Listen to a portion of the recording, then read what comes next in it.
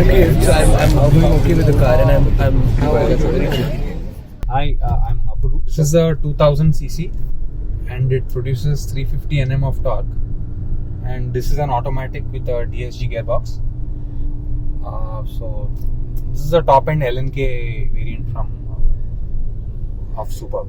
Now we have done 12,000 kilometers and it's been just over a year since we have purchased this car. This is the second family car. In the city, this car gives me about 9 or 10 kmpl, and it doesn't ever go below 8. And if you drive it very well, if you have empty roads, then maybe you will get 11, not more than that in the city. In the highway, it can go up to 13, 14, not more than that, because I think the car is quite heavy and all.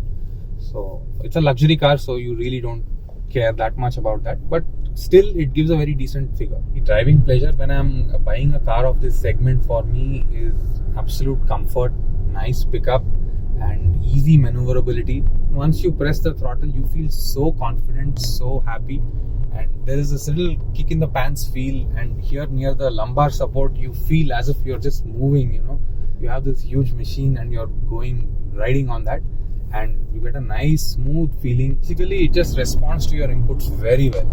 Absolutely, you feel thrilled when you're driving this car.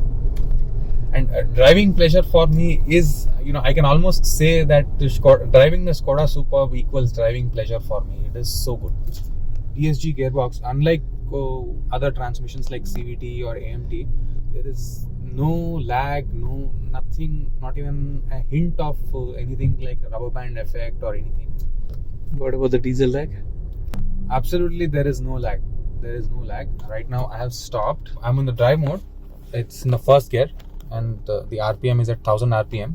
So I just left the car and it put it in second gear. Slowly I'm giving the throttle and the RPM is responding according to my throttle. So you see instantaneously it has moved to 1800 RPM, where it gives the adequate power and the turbo kicks in, and then at about 2100 RPM it does the gear shift. Initially I used to have that issue whereby the car wouldn't shift. It would raise the RPM level quite a little above 2000 RPM, and then I would want it to shift and then it would do the shift. But off late what happened, it became a little smooth, especially after the first and second service. The car became extremely smooth and now I barely feel the shift. So suspension is tuned a little on the stiffer side, like how all German cars are, and all these luxury sedans, BMW, Mercedes, Skoda, Audi. So you get a very similar suspension in this also, and it's a nice cushiony feeling that you get. You are absolutely comfortably seated in this car, and when you go on smooth roads, it is extremely smooth. The car makes it even more smooth for you. When you go on roads with minor potholes, you don't feel them. You can absolutely cruise through them even at a slightly higher speed. The car will absorb almost everything that is thrown at it, so you will never ever have to complain. The steering is fantastic to hold. Steering has a certain weight to it. It doesn't feel light and lifeless. Okay, you need some firmness to the steering. When you hold it, you grip it, there is a good amount of weight, so you feel good and very confident, especially when you go a little high speed. There is a little weight to the steering which doesn't feel, there are some cars where there is an artificial weighing up of the steering. It's not like that. Very proportionately to your speed, the steering weighs up. So it gives you a very nice and confident feel. You feel very nice to hold and it's easy to turn. It's not only tuned for giving me a very nice comfortable ride. Even if I drive it very enthusiastically on the highway, even if I have to make a very sharp turn, this car responds very quickly to my inputs. So that is something I really love.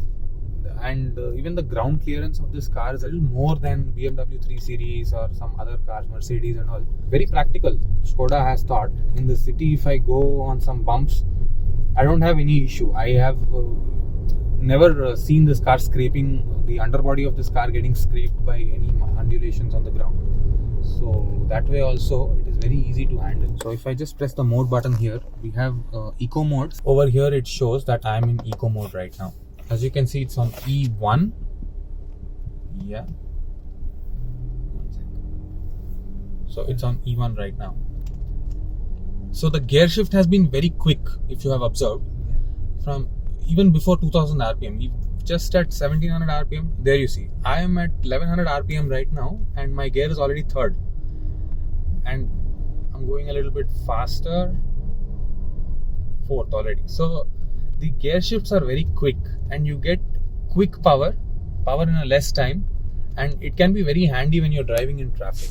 If I'm maintaining it at a certain speed and I leave the accelerator, then the speed gets maintained at that. Like for example, I press the accelerator and keep the speedometer at 40 and I let go of the accelerator, then the speed will continue to remain at that, almost like a cruise control thing. Maybe it's trying to save fuel during that eco mode. The car becomes a little bit more lighter. The feeling of the car is a bit more lighter when you drive in eco mode. Then there is a normal mode, and once you press normal mode here at the gear shift, you will see that the gears will be D1, D2, D3 like that. Normal, if you see the gear shifts, the RPM meter goes all the way till 1800, close to 2000 RPM, and then it does the shift. So that is a more normal driving experience, like how you expect any car to behave. But eco mode comes in very handy when I'm driving it in traffic. Now then there is also a sport mode.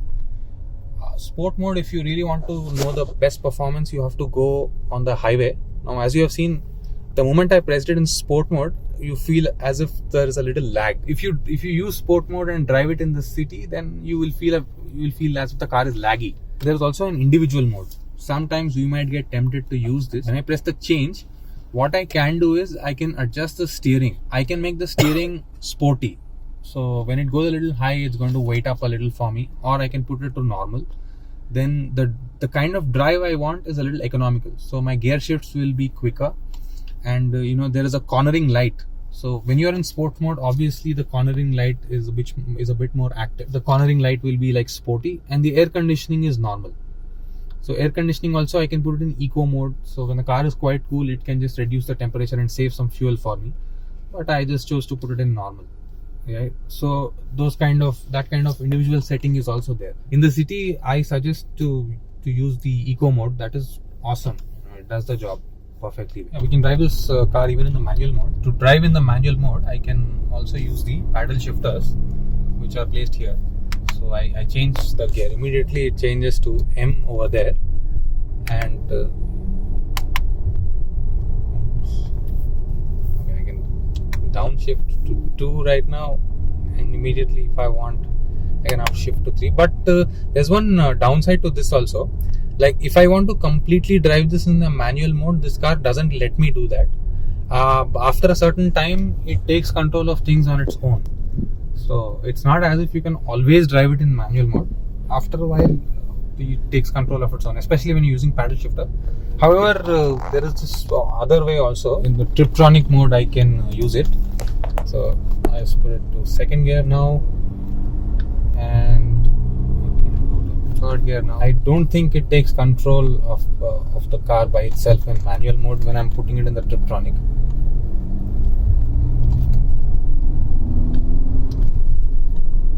It is also indicating me to change the gear. Yeah, 3 to 4, fourth gear.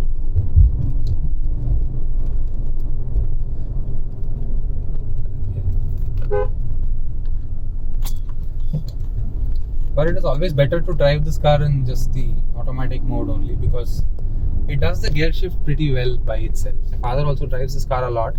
He says that the diesel sound is pretty high inside. I personally don't have a problem with that. I really enjoy that sound. But my father requires more refinement in the NVH levels of the car. All European cars, diesel cars, have that thing.